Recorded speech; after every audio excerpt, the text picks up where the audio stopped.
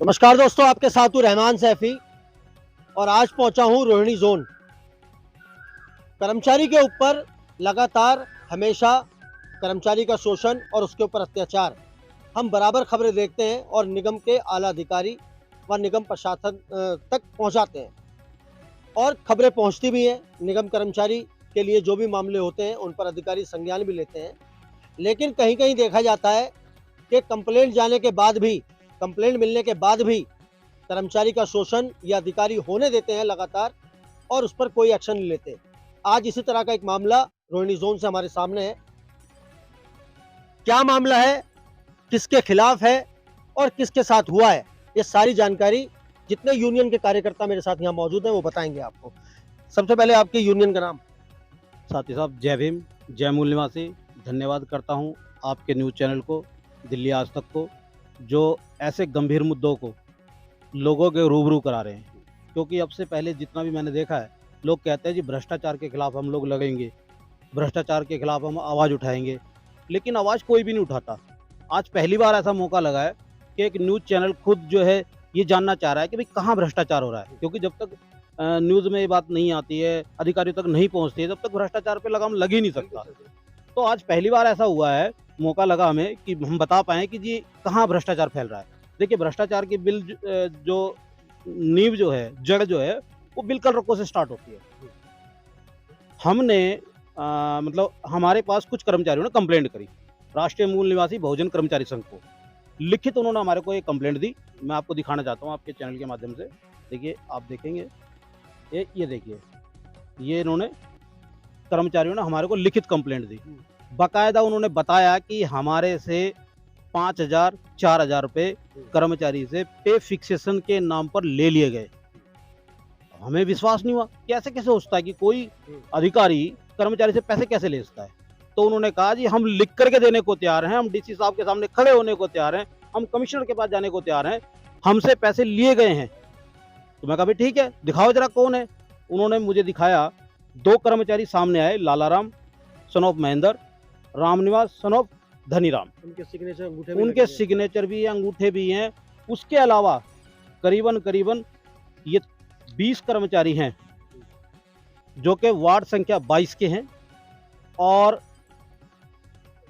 ये कर्मचारी हमारे पास कंप्लेंट करने के लिए आए। इस कंप्लेंट को हमने, कर्मचारियों की कंप्लेंट अपने लेटर हेड पर लिख करके बाकायदा रोहिणी जोन के डीसी को, रोहिणी जोन के एसएस को, रोहिणी जोन के एसी साहब को लिखित में हमने दी है 1 तारीख को, और आज तारीख हो रखी है 11। आप देख सकते हैं कि कर्मचारी की कंप्लेंट 10 दिनों से लगातार सर्वाइव कर रही है, लेकिन सुनने वाला कोई नहीं है। तो मुझे लगता है कि कहीं ना कहीं भ्रष्टाचार यहीं पर ही बैठा हुआ है, यही लोग फैला रहे हैं जानबूझ करके। जब एक कंप्लेंट मिल गई तो उस पर एक्शन लो। बिल क्लर्क रविंदर जो है सरेआम भ्रष्टाचार फैला रहा है, और ऐसी कंप्लेंट और भी हैं वार्ड संख्या 23 से। तो उसके वो जो पैसा रिश्वत के रूप में मांग रहा है, वो क्या काम करने के लिए मांग रहा है? सर, मांग नहीं रहा है, ले चुका है। मांग नहीं रहा है, 1 साल हो गए लिए हुए पैसा। ये हमारे पास लिखित है, बिल्कुल लिख के दे रखा उन्होंने। 1 साल से हमारे से पैसे ले रखे हैं और काम नहीं कर रहा है। कारण वो चाहता है इसके अलावा और भी कुछ पैसे मिले। शायद उसकी मंशा यही होगी, तभी तो आज तक काम नहीं किया। एक बिल क्लर्क की ये आप मुझे बता रहे हो पूरी राम कहानी, इसको लेकर एसएस के पास जा सकते हो, आप एसएस से बात कर सकते हो, एसी साहब से बात कर सकते हो, डीसी साहब से बात कर सकते हो, क्योंकि ये प्रशासनिक अधिकारी हैं, बड़े अधिकारी हैं, इनके अंडर में ये सारे बिल क्लर्क और भी अधिकारी कर्मचारी आते हैं। तो क्या इनसे बात की आपने? जी हाँ, मेरी बात रोहिणी जोन के एसएस साहब से मेरी बात हुई। क्या नाम है उनका? मैंने उनको दिखाया, मान्यवर श्री होशियार सिंह जी को मैंने दिखाया कि जी देखिए आपका बिल क्लर्क जो है इस तरीके से भ्रष्टाचार फैला रहा है। उन्होंने तुरंत एक्शन लेते हुए उसको बुलाया, धमकाया, लेकिन कोई कार्रवाई नहीं करी। ये तो मुंह देखा टीका हो गया ना, कि बुला करके हमारे सामने धमका दिया, लेकिन कार्रवाई तो नहीं करी। अगर कार्रवाई की होती तो अभी इन कर्मचारियों का काम नहीं होता। यहीं पर एक कर्मचारी खड़ा हुआ है जिसको कि लगातार पिछले 1 साल से प्रताड़ित किया जा रहा है पे फिक्सेशन के नाम पर। एक मैं आपको रोकना चाहूंगा, आपने सिर्फ 2 लोगों का नाम यहाँ पे लिया इस कंप्लेंट में। क्या सिर्फ 2 लोगों के साथ ये भ्रष्टाचार हुआ या और भी कोई लोग हैं? कर्मचारियों के सामने ये तो तो उनके कंप्लेंट उन्होंने शिकायत क्यों नहीं की? ये तो वो लोग हैं जो के सामने आ गए। ये भी तो हो सकता है कि आपने आपने अपनी यूनियन के दबाव डालकर इनसे शिकायत करवाई है। ऐसा कुछ नहीं है, कर्मचारी स्वयं चल करके आया, कर्मचारी को मालूम पड़ गया है राष्ट्रीय मूल निवासी बहुजन कर्मचारी संघ मैदान में आकर के इनके खिलाफ काम कर रही है, इसलिए वो हमारे पास आए हैं और आकर के उन्होंने हमारे को लिखित जो है दिया है कि जी देखो हमारे साथ इतना बड़ा दुहात हो रहा है, इतना बड़ा भ्रष्टाचार हमारे साथ हो रहा है।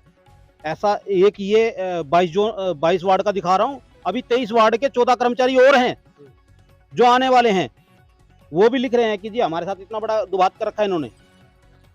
लेकिन अभी तक भी जो है जोन की तरफ से, अधिकारियों की तरफ से उस पर कोई कार्रवाई नहीं है। आप और आपकी यूनियन क्या मांग करते हैं इसको इंसाफ दिलवाने के लिए, या इसका पैसा वापस दिलवाने की बात करते हैं, या इसका काम करवाने की बात? सर हमारी दोनों बातें हैं। पहली बात तो भ्रष्टाचार नहीं होना चाहिए, जो पैसा लिया है उस कर्मचारी को लौटा के दे, पहली बात।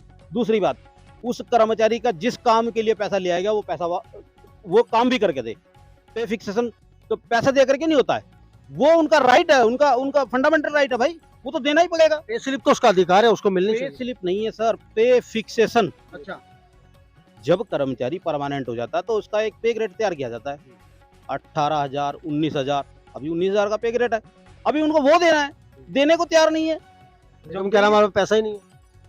भाई पैसा नहीं है तो कर्मचारी को सैलरी कहाँ से दे रहे हो?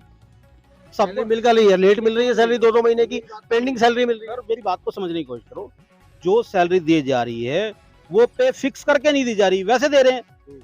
पे फिक्स करके दो ना, उसके और पैसे बढ़ेंगे। अच्छा, हाँ, उसको पे फिक्स करके दो तभी तो पैसे बढ़ेंगे उसके। अब आप क्या चाहते हो उसमें, क्या क्या होना चाहिए? मैं ये चाहता हूँ मेरी यूनियन के माध्यम से कि उन कर्मचारियों को न्याय मिले और उनकी पे फिक्स की जाए, और जो उन कर्मचारियों से उसने पैसे लिए हैं उस अधिकारी ने, मान्यवर रविंद्र कुमार बिलकल ने, वो गिल्टी मानते हुए उनके पैसे वापस लौटाए और उनका काम करें। हमारी ये डिमांड है। तो कहीं ना कहीं यूनियन ने एक बहुत बड़ा मुद्दा उठाया है, क्योंकि चाहे भ्रष्टाचार छोटे लेवल पे हो या बड़े लेवल पे हो, भ्रष्टाचार भ्रष्टाचार होता है। और ये तो वो भी उन कर्मचारियों के साथ किया जा रहा है जो 13 से 12 से 14,000 रुपए कमाने वाले कर्मचारी हैं, जो एक सिर्फ कच्चे कर्मचारी हैं।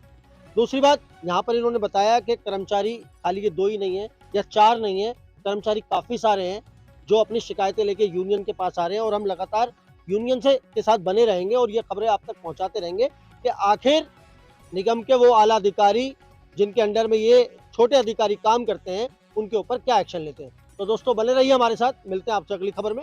जब तक के लिए जय हिंद, जय भारत, जय संविधान।